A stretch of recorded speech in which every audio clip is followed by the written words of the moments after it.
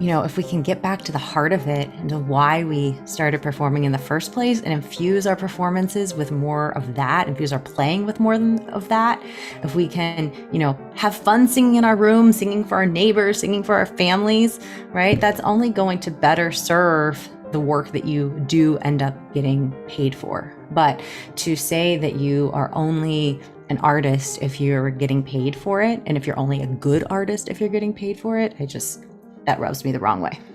Hey everybody, this is Chris from honestypill.com. You're listening to episode 24 of the Honesty Pill podcast.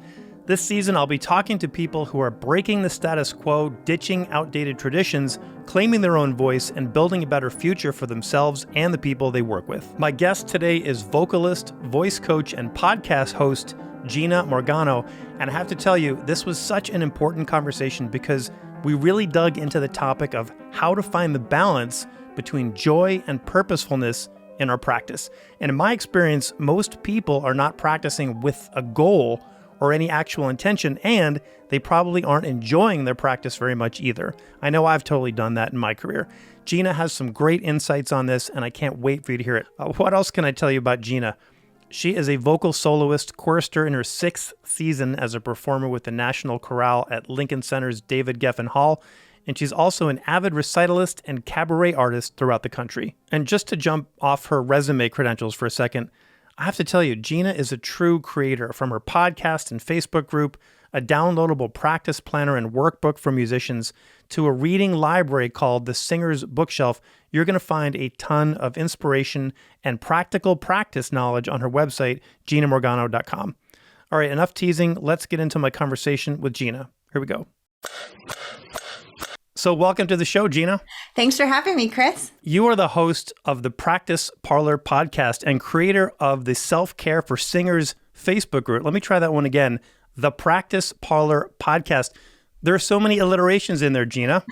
Sorry, I made too many P's for you. Exactly. I'm a trumpet player, but I feel like my vocal technique is getting better just introducing you here. So you're not only a podcaster and a content creator, but you're also an in-demand working vocalist. I want to kind of set the stage a little bit for how you ended up here with us today as a musician. Where did your musical journey start? Are you from a really musical family? Did you always want to be on stage? Did you always want to be a singer? How did you end up here? I always wanted to be on stage. My family was not musical, as in they were not musicians, but they always loved and appreciated the arts. So I was introduced to the performing arts as a toddler, and I instantly fell in love. And I started playing piano, violin, clarinet, and then I went to the Interlochen summer program as a violinist in about 8th grade, and I came home wanting to be a singer. So wait, so say that again. You piano, clarinet, what else? There's a whole bunch of instruments in there. Violin. And violin. So how did you decide on singing as your sort of end game? Well, I always sang in the choir and did school musicals and things like that. But when I went to Interlochen, there was a girl in my cabin who played Cinderella in the production of Into the Woods. And I happened to be taking a group voice class and was introduced to classical vocal music for the first time that summer as an elective. And I just fell in love with singing, and I saw her up there and I said, I want to do that. So when did music become more than a hobby for you? And when did you think, wait a minute, this could actually be a job? I was really lucky because growing up, even though my family were not professional musicians, my best friend, her mother was actually our orchestra teacher, and her father was a violist in the Pittsburgh Symphony.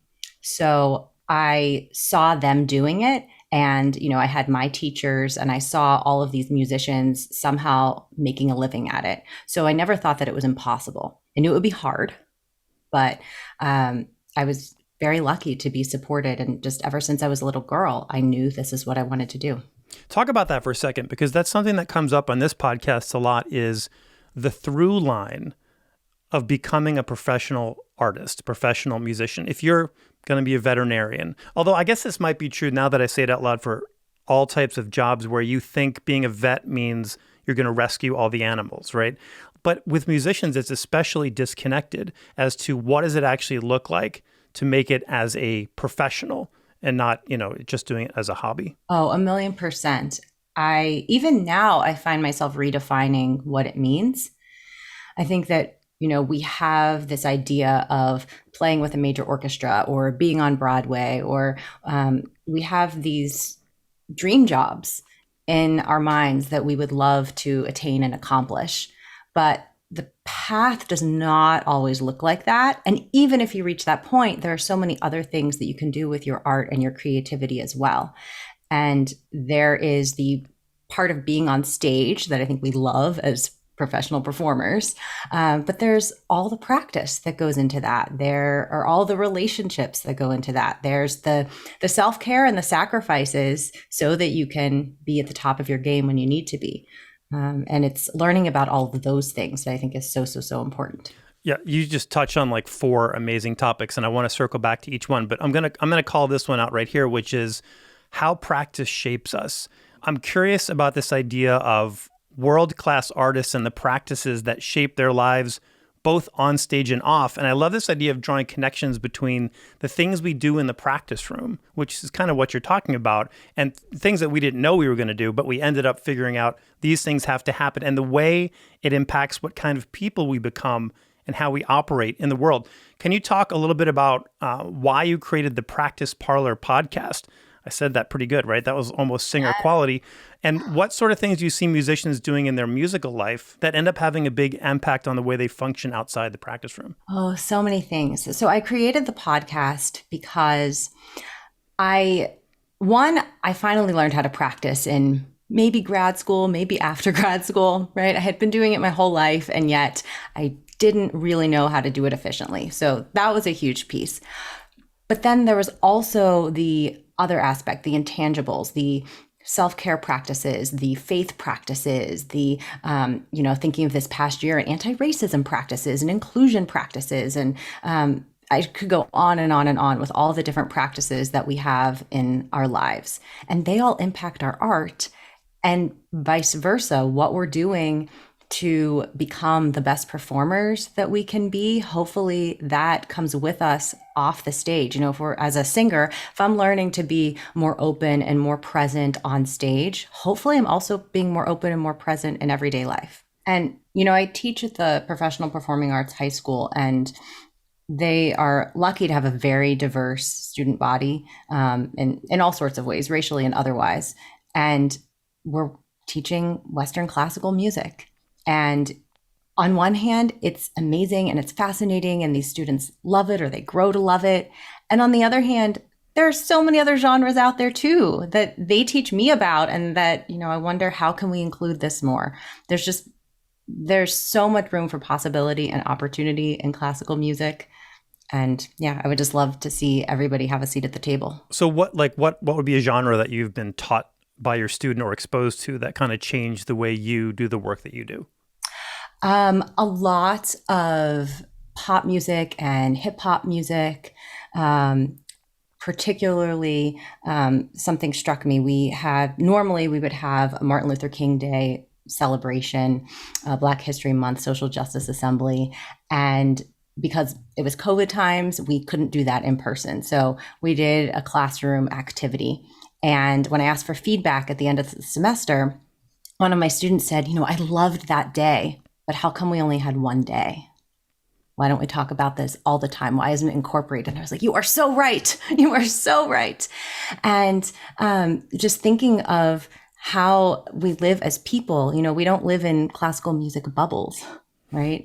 And all of the music that we listen to influences our lives. But you know what? And I agree with you. But on the other hand, I think a lot of people do live in classical music bubbles. In case in point, orchestras, most of them live in classical music bubbles, which is kind of not okay, right? If we want to sort of change the paradigm of who is art for and how do we connect with it and who do we uplift with it, kind of need to pop that bubble, right? I mean, it seems like a good place to start. Oh, absolutely. And, you mentioned you grew up listening to musicals. And I think about the type of music that I grew up with. And again, I guess I was fortunate that I was introduced to different kinds of music. But my piano teacher growing up, her father and her uncle were jazz musicians. So she had a deep appreciation for jazz. And some of my favorite pieces to play were like David Lance New Age Christmas songs on the piano. And, Awesome. my mom loved listening to like Anita Baker and Whitney Houston. And my grandfather loved classical. So, he made sure that I listened to my Beethoven, my Mozart, my Chopin.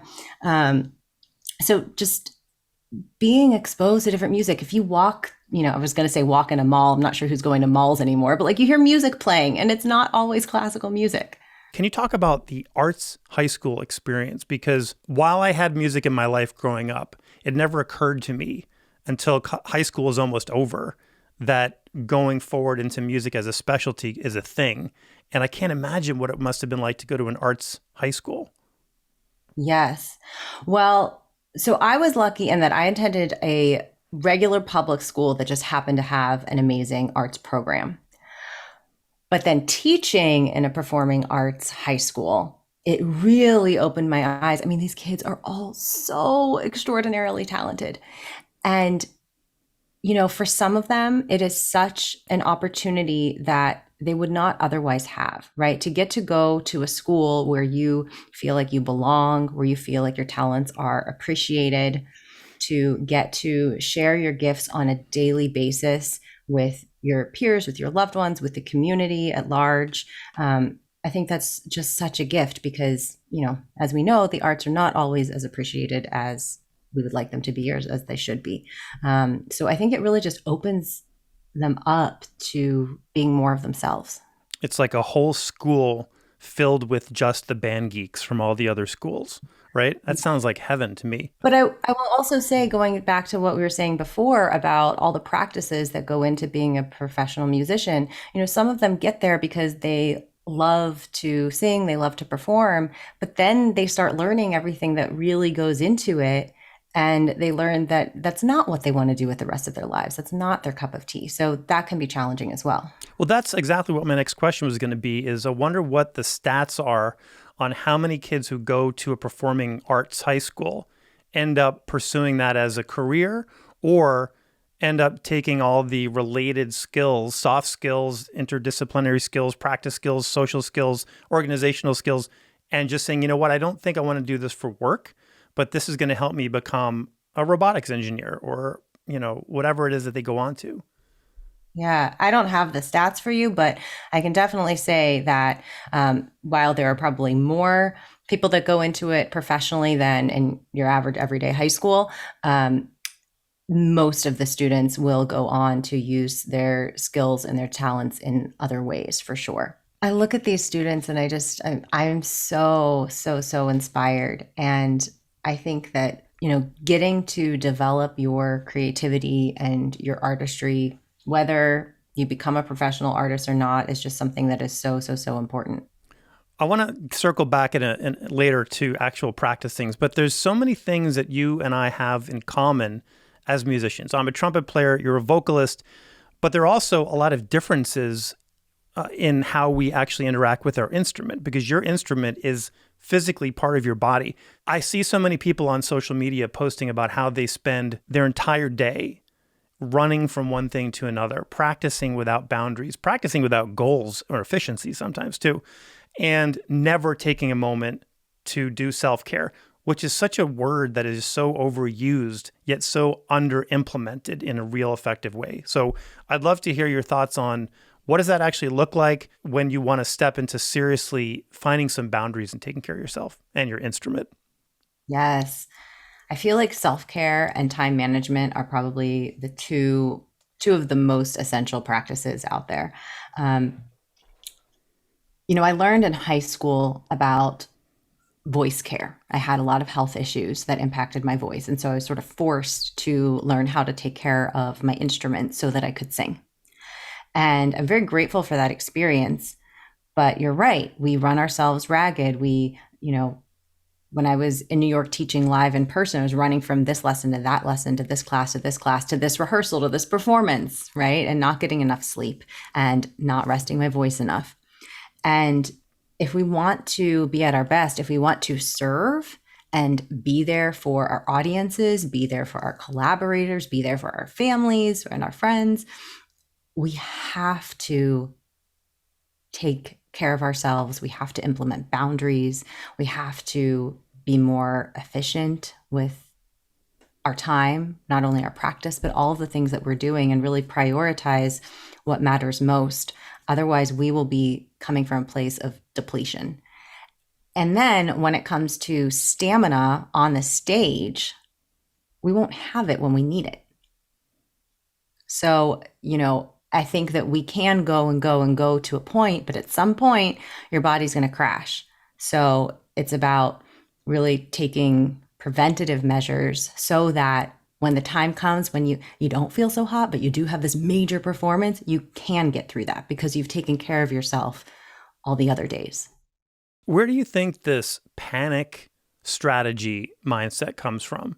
I think there's a lot of scarcity thinking. And as performers, we all know that there are more people who want the jobs than there are really great performance jobs. So personally, I've come to a shift several years ago where I started self-producing my own concerts. I started deciding, I'm going to work with really great people that I love to work with. I'm going to do repertoire that I love. I'm going to do volunteer things for causes that I really believe in and that I want to do, and not just pursue all of the possible jobs so that I can get the most jobs possible. And it's really, really helped both my mental health, and it's also helped me as an artist. I've done things now that I never would have imagined, and opportunities that I'm so, so, so grateful for. So yeah, I think that if you trust that people need what you have to offer, and if you give that instead of trying to get that, then you'll more easily be able to share your gifts. That's beautiful. I had advice given to me once, which I think is partially good. When you're starting out as a musician, a performing musician, say yes to everything. And I get where that person was coming from. They were like, don't hold yourself back because you don't feel ready, or because you don't think you're good enough, or if that's outside of your comfort zone, just say yes, experience it, and you'll know right away whether or not that was a good idea. Yeah, absolutely. And, sometimes I can say no too much. Sometimes I feel like maybe I should be saying yes. But if you really take a moment to get honest with your voice, get honest with yourself, to determine what projects really align, what projects really matter to you, what opportunities you most want to pursue, then it will help attract those opportunities to you. It will help you to focus your time, manage your time better.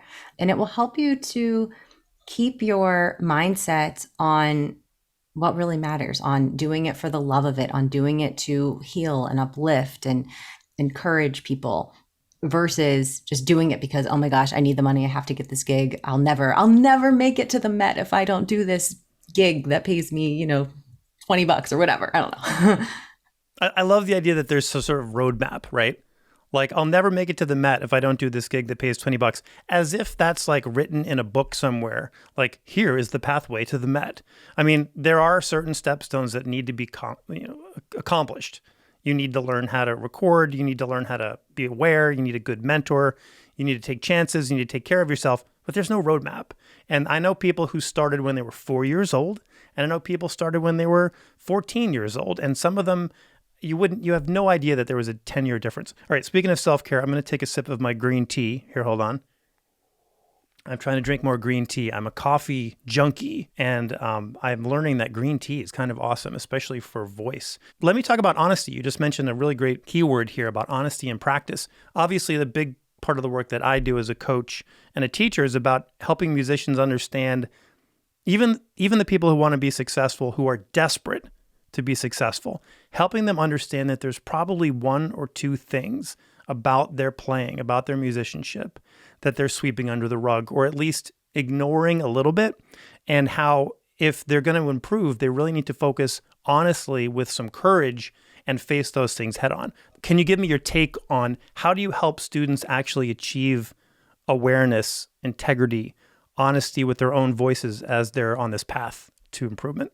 I think it all starts with self-awareness. It starts with your identity. We talked at the very, very beginning about our upbringings, our musical influences. And that doesn't go away. That stays with you. for your whole life. All of your experiences stay with you. And, we talked about the classical music bubble, and somewhere along the road, we fall into the shoulds, we fall into the comparisons, we fall into the self-doubt, and we can lose track of what makes us us.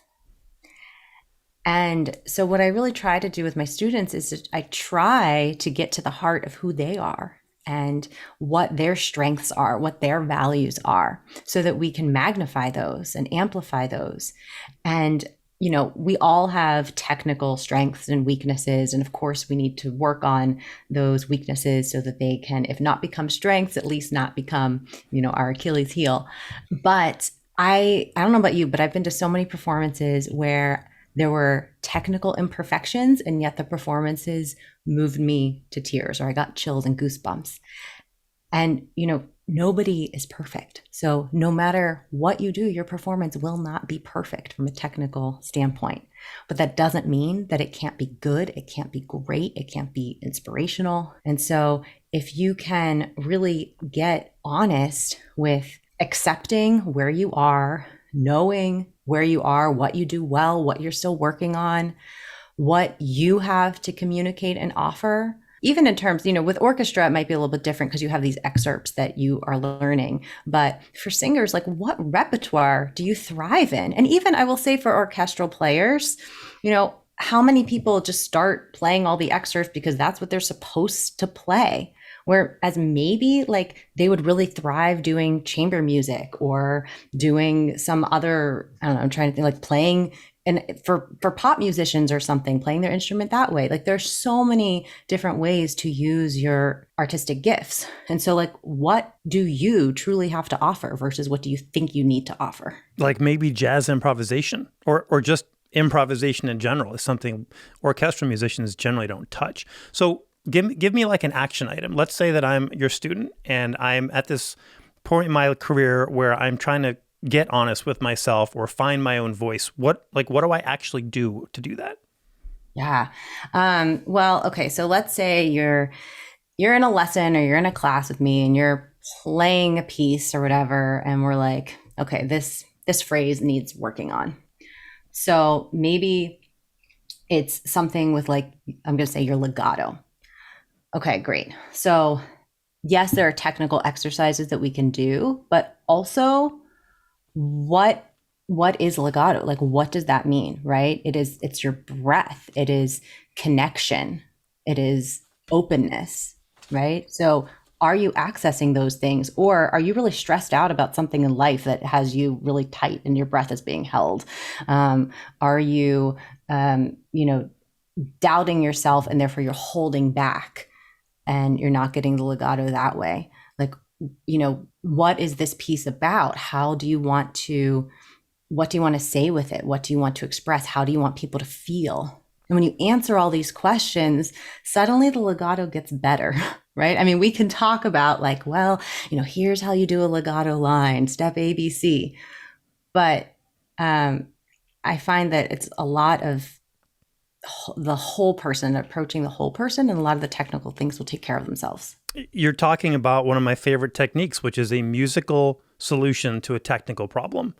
And sometimes you have to flip it over too. Like if your tongue isn't arched just the right way, or that's not the right equipment or whatever, you need to deal with under the hood too. But, and this is a cool thing to ask you as a vocalist, because I think, and you can correct me if I'm wrong, I think that you guys are way, way more plugged into the character and the musical expression, not legato, staccato, but like what's happening in the story than instrumentalists are. And that's just probably because you're actually using words and maybe you're singing from something that actually has a more tangible context. Whereas when a trumpet player first sees the excerpts from Scheherazade, it looks like somebody dumped a bucket of 16th notes onto a piece of paper. I don't have no idea what's going on around me when you first learn that piece. I think that's probably what you're talking about, isn't it? Yeah, absolutely. And I think what you said about story is so important, because the image that came to my mind was of a ballet and a ballet dancer, and they tell stories, but they don't have words. I mean, vocalists do have the privilege of words, but ballet dancers don't, and yet they're still acting on stage. They're still expressing the music through their bodies. And I think that's what all musicians do, is they express through their instruments. But in order to play the instrument, you need your body. And we'll be right back. I want to give a huge thanks to the sponsor of the Honesty Pill podcast, Yamaha Corporation of America. I've been playing Yamaha equipment for decades in my own practice room, on stage with the Los Angeles Philharmonic, or touring all over the world, and Yamaha has been an absolute game changer. Something I love about Yamaha is the way they pursue excellence in all of their work and at all levels. They are as dedicated to bringing quality work for beginning students as they are for marquee artists. I admire their commitment to continuous improvement and creating a community that includes all of the musicians they serve. Make every note count. Play Yamaha. Okay, let's get back to the show. There was this study, I'll have to find it for you, but it was explaining how people who consumed art, and I think it was music, but it had to do with a narrative structure. So maybe it wasn't music. They consumed art and they consumed it at different times, and yet they still had the same visceral reactions at like different points. And that was just so mind-blowing to me, because we have our own perspective and our own point of view, and that's what makes your performance of something different than my performance of something. But also, there are similarities in these musical blueprints. There are high points and low points, and there are emotions that become evoked in the collective. Like whoever hears it there, if you are present and you are paying attention, there is something universal in it, which is part of its magic. Well, speaking of evoking emotion, what are your thoughts on when you're first learning about this honesty and this awareness and finding your own voice, about copying somebody else's interpretation before you know what to do with it? What are your thoughts on that technique? Okay. So I think the dangerous word is copy, right? I love learning from other people's performances. And I even I used to hear, well, if you're going to listen to performances, only listen to the very, very, very best. I go on YouTube and I look at high school performances. I really believe the inspiration can be found everywhere. But the important thing is that you are not trying to be somebody else. You are being you. So it's not listening to one performance over and over and over and trying to replicate that. It is, listening to all these different performances and maybe listening for one thing, like where do people take the breath? Like, is this a good spot? Do I like this spot? You know what? I prefer taking it here. Or, oh, I like what they did with this. This is my preferred tempo, or these dynamics, right? You can get inspiration from all these different performers and performances, and then take what speaks to you. And still, you're not going to take everything. It's still going to be your performance, because it's your body, it's your point of view. So as long as you're using it for inspiration versus imitation, I think that's the important part. I use the word copy in a somewhat provocative manner to see what you would say, but there was a period in my development where I didn't know what to do with the post-horn solo from Mahler's Third Symphony. There's so much instruction there, and it can be interpreted in so many different ways. So I set out to do my best to straight up copy, Phil Smith of the New York Philharmonic. And I figured if I could sound like Phil Smith, or even somewhat like Phil Smith, that's a pretty good place to start. And then I can start to push and pull. But this begs another question. A, if that's the way that you're digesting that music, do you ever step outside that box and create something on your own? And B, is there such a thing as industry standard when it comes to taking an audition, for example, or fitting into an ensemble that's done that work, whatever it is, many times? Is there an expectation of where you need to be? And is that a good thing? I don't know. Those are great questions. So I think that it will be your own because you're you. So, and again, speaking of honesty and authenticity, I think it will come across if you are not being honest, right? There's a guard that comes up when you're trying to be as opposed to being. But as far as industry standard, yes, they exist. We can't deny that it exists. So you can choose to play the game or not, right? You can take the risk and do something totally different. It might pay off, it might backfire. But if you know that you're auditioning for a very specific person or a very specific organization, they each have their own style. So that's on you to do your research and to see if that aligns. And, one of my mentors gave me this great advice in terms of acting and roles, right? So if you have a dream role, you probably have a way that you want to play that dream role. So yeah, you could audition for every company that does that show so that you can play that dream role. But if you end up booking it with a director whose vision does not align with yours, that's probably not going to be the experience that you wanted to have, right? If you have to squash your own artistic impulses in order to fit into their mold, that's going to be disheartening. It's important to seek out the collaborators and the organizations that do align with your aesthetic tastes, with your personality, with your musical preferences. But that comes back to mindset though, doesn't it? Because if you're in the lack mentality of, oh my God, I just want to get a gig anywhere, I'll do it any way you want.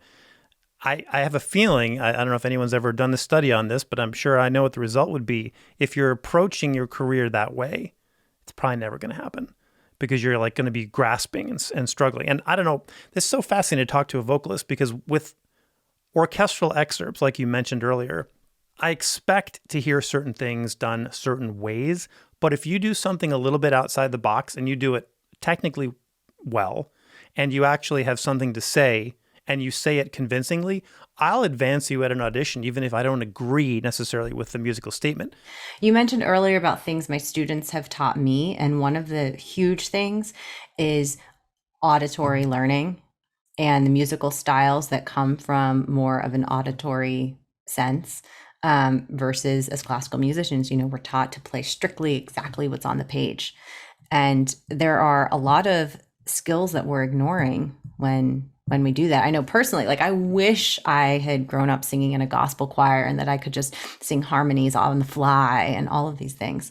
But when we target our efforts to specific organizations or specific collaborators that we're aligned with, then all of those experiences and those influences and the things that we do well, we get to share them. Otherwise, we're just, putting ourselves in the box. I love that. I mean, we all want to have a career and you need to make money to like buy food and shelter and all that stuff. So, you do have to figure out how to take what you just said and also apply it with a little strategy about how to become gainfully employed. But I think it's a really delicate high wire act. Can I share a quote from an article you wrote about this topic? You said, the conventional saying is, and these aren't your words, this is the conventional saying for anyone who's listening that didn't catch that. If you aren't making a profit, then you don't have a business, but rather an expensive hobby. And that conventional wisdom can be kind of soul crushing for musicians who haven't actually made it yet, right? So you go on to say, and I love this so much, that's why I'm bringing it up. I don't believe that hobbyist means amateur, nor do I believe that hobbyists and professionals are mutually exclusive. The idea that professionals have become hobbyists again can be an expansive and freeing concept. Can I just read that again? I don't believe that hobbyist means amateur, nor do I mean that hobbyists and professionals are mutually exclusive. What are your thoughts on that? Why did you write that? That was inspired by something that Steve Pasek said. Steve is a Renaissance artist, a director, an actor, a painter. And he was talking about the pandemic and how, we have this opportunity to indulge in our hobbies, explore our hobbies. And so it occurred to me that, when we were kids, it was a hobby. Playing our instruments was for fun. It was because we loved it and because we brought joy to people when we played. And just somewhere along the road, it became, all these obligations got put on top of it and all these expectations. And it can be really easy to lose the joy and to start measuring your worth as a performer, which then often translates into your worth as a person based on, are you hitting these milestones? Are you achieving quote unquote success in whatever way society defines that, or that you think society defines that? if we can get back to the heart of it and to why we started performing in the first place and infuse our performances with more of that, infuse our playing with more of that, if we can, have fun singing in our room, singing for our neighbors, singing for our families, right? That's only going to better serve the work that you do end up getting paid for. But to say that you are only an artist if you're getting paid for it, and if you're only a good artist if you're getting paid for it, that rubs me the wrong way. I love that you just said, you referenced your value as a human as defined by your level of success as perceived by the industry or others. Can we all please just decide right now to stop equating our success as musicians as our value as a human being? Oh my God.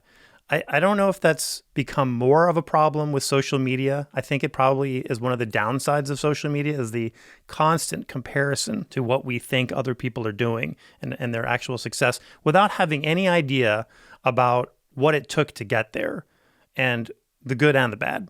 Man, I would consider this podcast a success. If anyone hears that right now and wants to take that challenge, please do it. Because I know great musicians who have never gotten a specific title at this college or that opera or that orchestra, who are contributing so much. In fact, a lot of them are contributing more than the people who actually ended up doing the job and now only do like 1% of their gifts that they have as a human being.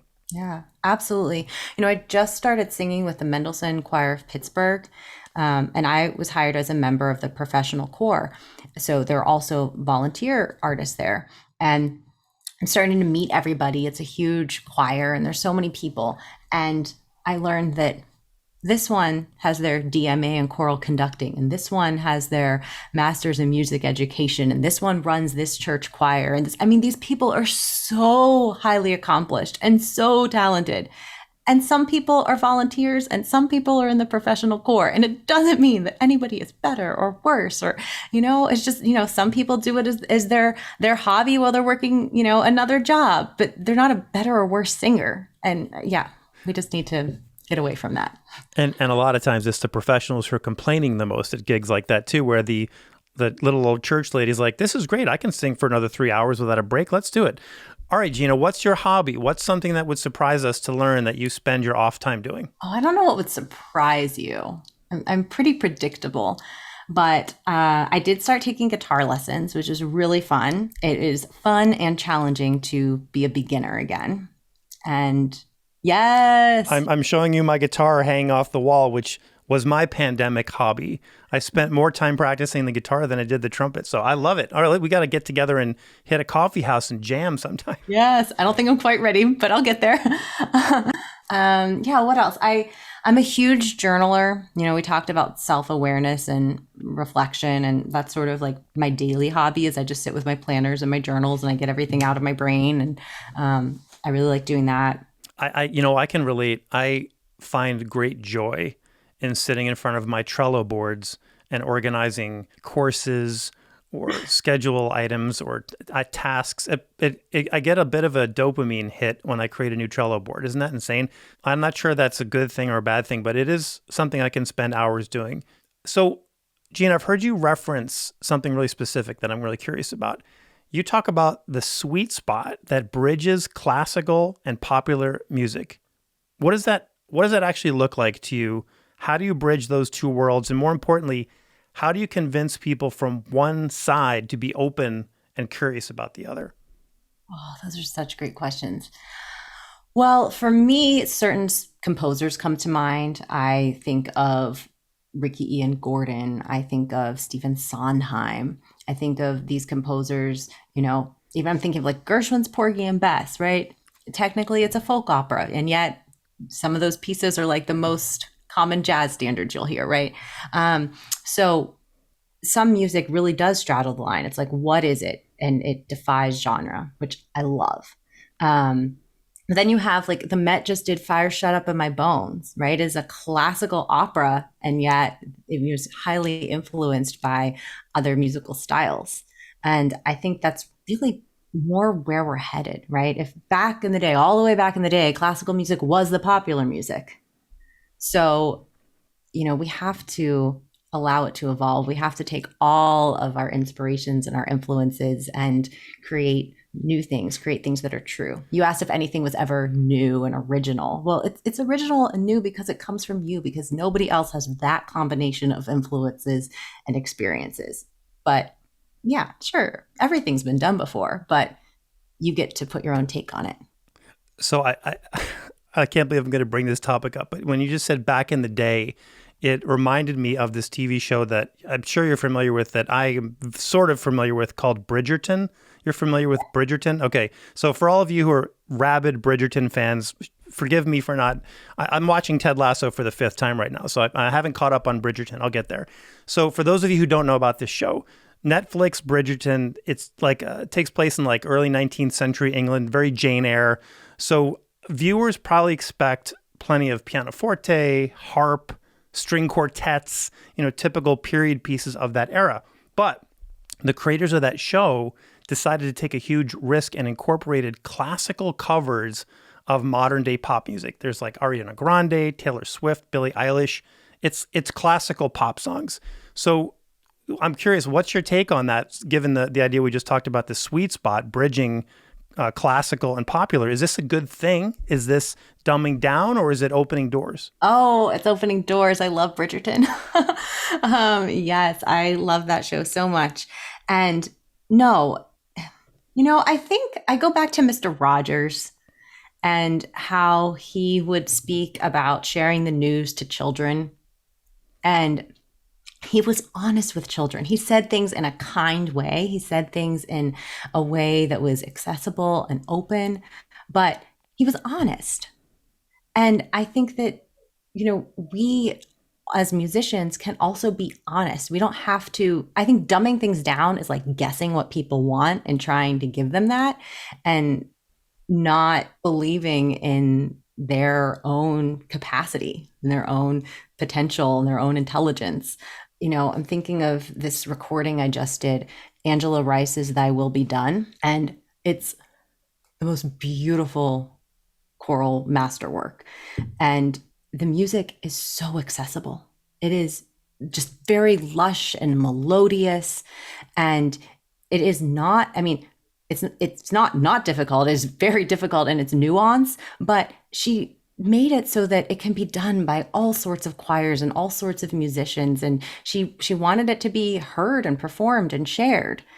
And isn't that what we all want? We want our music to be out there, to be, to help people. So I think that it's important that we embrace and do whatever we can to reach people.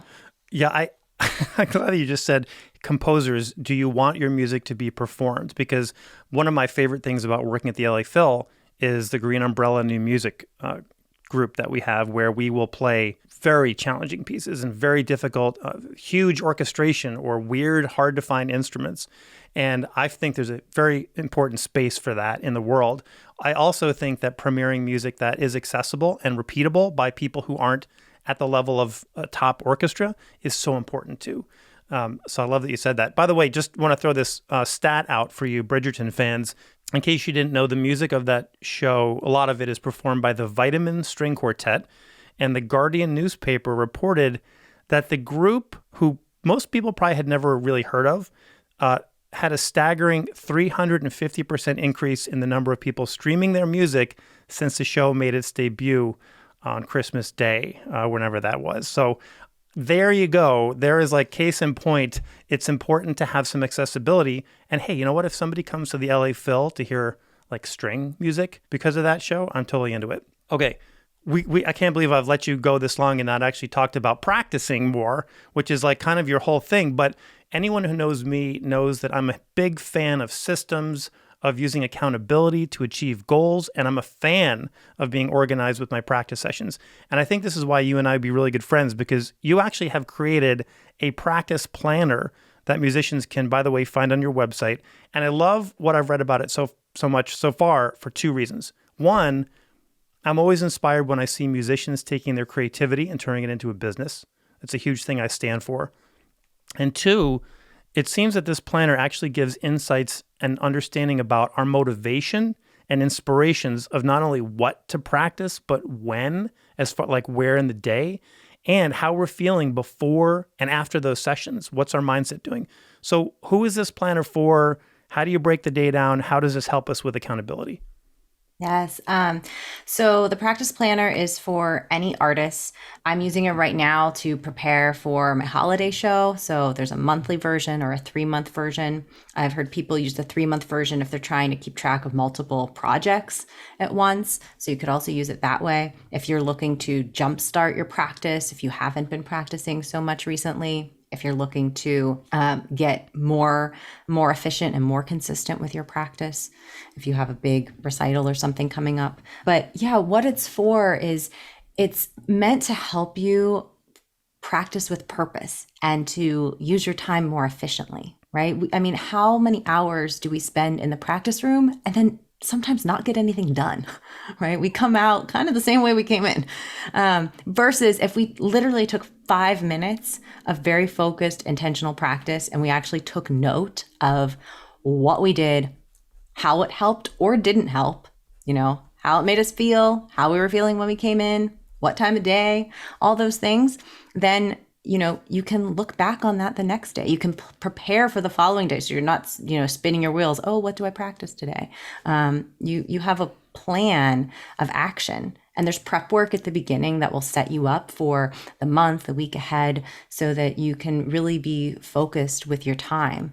And it's meant to help you practice less, not more, if that makes sense. I love that. Are you a morning person or a night owl? I am now a morning person. Growing up, I was always a night owl, and then I trained myself to be a morning person, and I'm definitely a morning person. So just the fact that that exists, that's a thing, indicates that there are times of day that we are naturally inclined to be more productive, have more stamina mentally, or we just naturally want some downtime. Do you see people inverting the times of days when they're at their best with the things that are the hardest? Or are they doing the things that are easiest and saving the hard things for when they're brain dead and fried and the whole day is gone? I don't think it's so much about hard and easy as it is your circadian rhythm and what is best to do at different times in the day. So for instance, if it's late at night and I want to go over my music, probably not going to sing, but I can open my score and do some silent practice. I can memorize some things, and that will actually stay with my brain overnight while I sleep. So that's a great time to do that.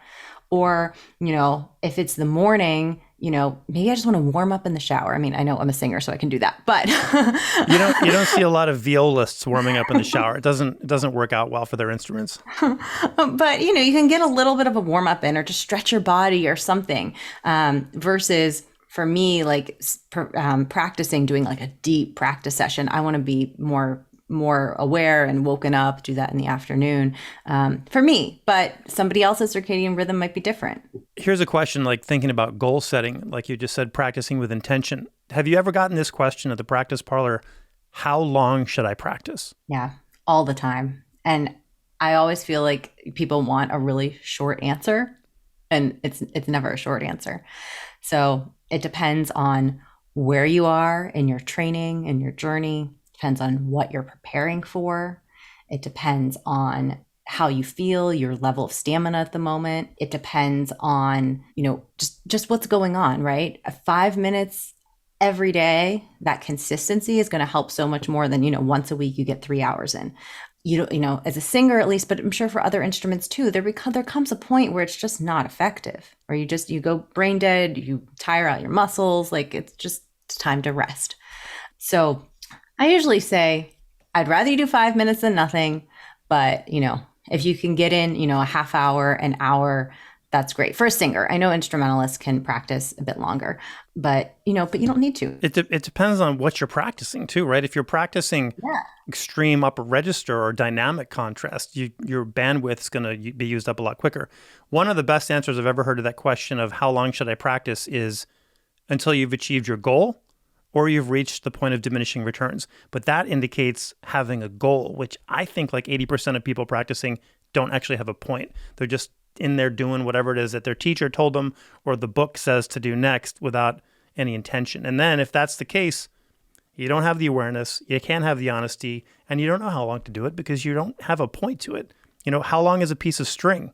Depends. Is it a shoelace or a clothesline, right? Yeah. I don't know. That question always makes me laugh. Is the planner a paper thing or a download? It's available in different versions. So there's a downloadable version, there's a paperback version, and there's a hardback version.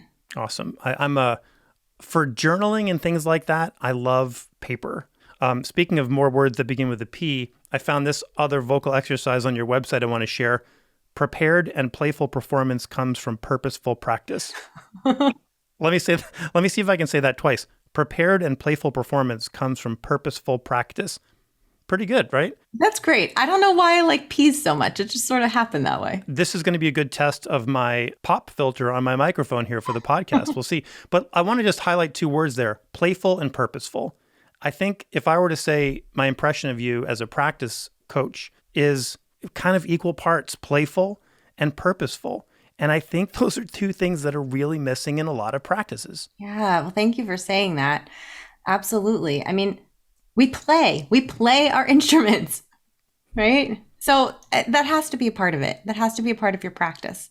And purposeful, well, if you don't know why you're doing it, if you don't have a purpose, then what's the point? So yeah, I would just love to see more artists play with purpose. Find your why, musicians. Otherwise, what's the point? So, okay, listener, you can find also the 12 Essential Practices workbook on Gina's website, which is a free download, and that is ginamorgano.com.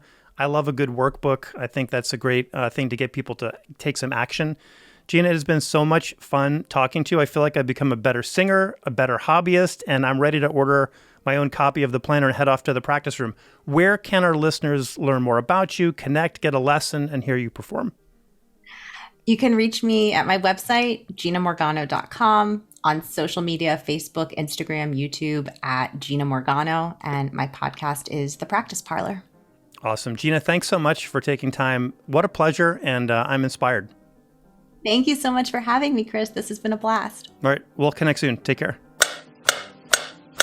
Okay, that's it from me today. This has been the Honesty Pill Podcast, episode 24. You can find out more at honestypill.com. Big thanks to Gina Morgano for joining me today and sharing so much insight on practice and finding purpose and joy in music making. What a concept, right? I also want to thank those of you who have rated and reviewed this podcast. It means the world to us and helps other people just like you connect with everything that's going on over here at Honesty Pill Mission Control. And if you haven't subscribed and you like what you're hearing, I want to challenge you to check this item off your to-do list by subscribing right now wherever you get your podcasts. Okay, I'm out of here. Thanks for listening. See you next time.